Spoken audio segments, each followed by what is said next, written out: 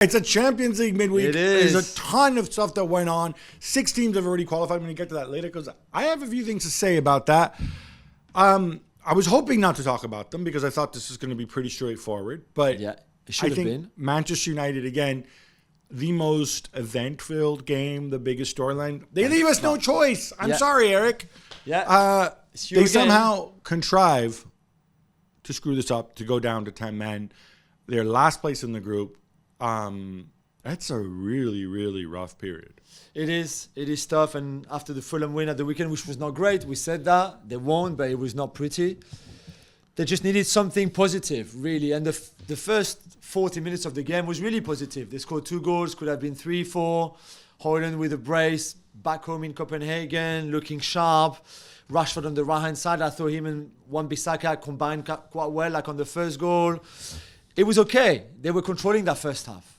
And then the red card happens and it changes everything. The red card, let's talk about this because it's Rashford. He does a thing where, you kind of, you sort of clench your butt, and it's what you're taught to do, and you almost kind of like defend the ball by boxing out, right? Yeah, you like spread shielding, yeah. You spread your legs, you shield the ball like that.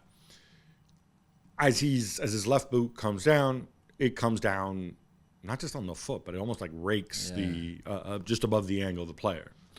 Some people are incensed by this red card. Yeah. Other people, I watched Fabio Capello saying like, they all know the rules, they all know what they're doing. I don't think Rashford wanted to hurt him. Yeah. But it has to be a red card. Yeah, and it was one of the games I was doing the analysis, the commentary on in the UK. I know it's the right call. It's I think the referee who had to go and see the screen, VAR called him up. I think this is the right call. However, I still think that it's a little bit harsh because I think Rashford tried to protect the ball.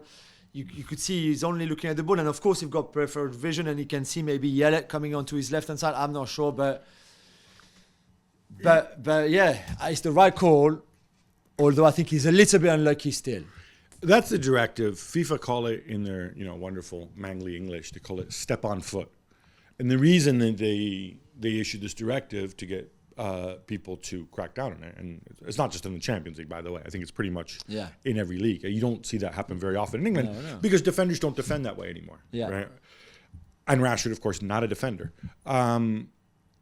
Is that it can be really dangerous because if the guy slides in, even though you're just planting your foot down, you don't know that he's there. Yeah. You can seriously injure somebody.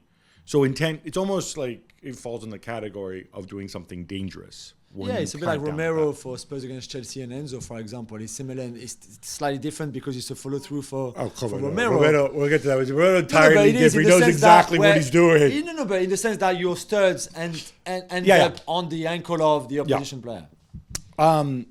Erik ten Hag, unsurprisingly, not happy at all.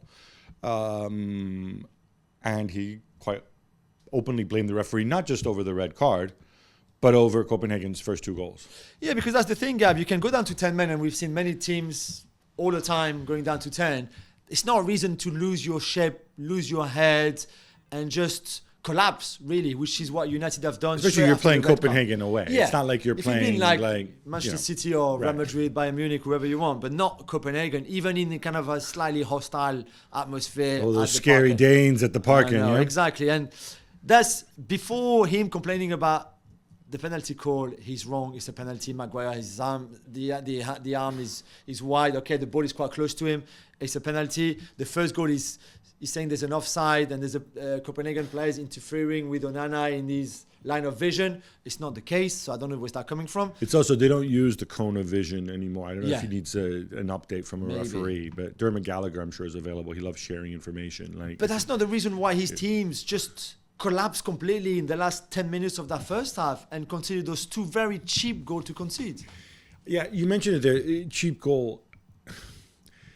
That's, I think, what has to be frustrating because I bought into the Maguire little mini renaissance, right? It's sort of, I said, it's gladiatorial. He's going to sit back. He's going to head every ball away. Instead, he concedes the stupid penalty. And look, it's nearby and everything. It's still alligator arms. Of course. You're a big man with large arms. You know that the guy's winning the header. Put your arms to your side or behind your back. I know, I feel stupid. This wasn't what I was taught to do. Fine. The game's changed. You can't have your arms out like that in a crowded penalty area. And I think that was a letdown of experience.